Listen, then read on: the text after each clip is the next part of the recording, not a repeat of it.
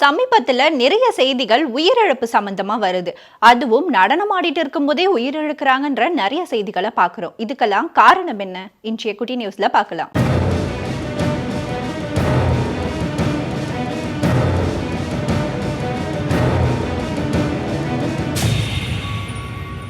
முன்னாடியெல்லாம் பெரும்பாலான திருமண நிகழ்ச்சிகள்ல டிஜேன்றது இருக்காது. ஆனா இன்றைய காலகட்டத்துல டிஜே இல்லாத திருமண நிகழ்ச்சிகளே இல்ல. அந்த அளவுக்கு டிஜே ட்ரெண்ட் ஆகிட்டு வருது.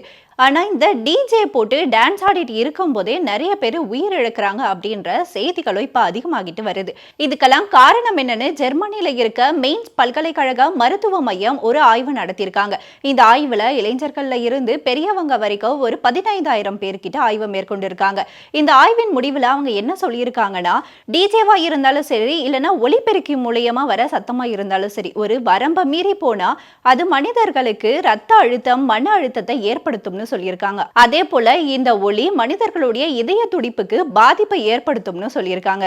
இந்த சத்தத்தினால ரத்த அழுத்தம் ஏற்படும் போது மூளை பக்கவாதமாகி உயிரிழக்கிற அபாயமும் இருக்குன்னு சொல்லியிருக்காங்க.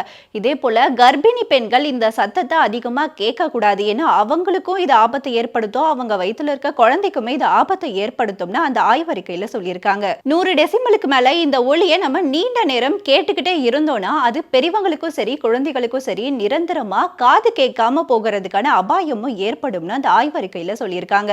இது மனிதர்களுக்கு மட்டும் இல்ல, நம்ம வீட்டுல வளர்க்கக்கூடிய செல்ல பிராணிகள், கால்நடைக்கு கூட ஆபத்தை ஏற்படுத்துமா. அதாவது ஆடு, மாடு, கோழி, நாய்களுக்கெல்லாம் இந்த சத்தத்தை அதிகமா கேட்டா அவங்களுடைய குணமே மாறும் அப்படின்னு சொல்லியிருக்காங்க.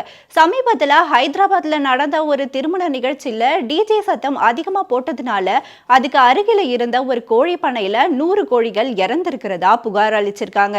மேலும் பைபாஸ் சிகிச்சை மேற்கொண்டு இருக்கிறவங்க இந்த ஒலியை அதிகமா கேட்டா அவங்களுக்கு ஹார்ட் அட்டாக் வந்து உயிரிழக்கிற அபாயம் இருக்கு அப்படின்னு சொல்லியிருக்காங்க. இந்த ஆய்வறிக்கை மூலியமா அவங்க என்ன சொல்ல வராங்கன்னா, எந்த ஒரு சத்தமா இருந்தாலும் நம்ம கம்மியா கேட்டா நம்ம உயிருக்கு எந்த ஒரு ஆபத்துமே ஏற்படாது. நம்ம நிறைய நேரம் அதிக சத்தத்தை வச்சு நம்ம கேட்டோம்னா தான் நம்ம உயிருக்கு ஆபத்து ஏற்படுத்தும்னு அந்த ஆய்வறிக்கையில சொல்லியிருக்காங்க.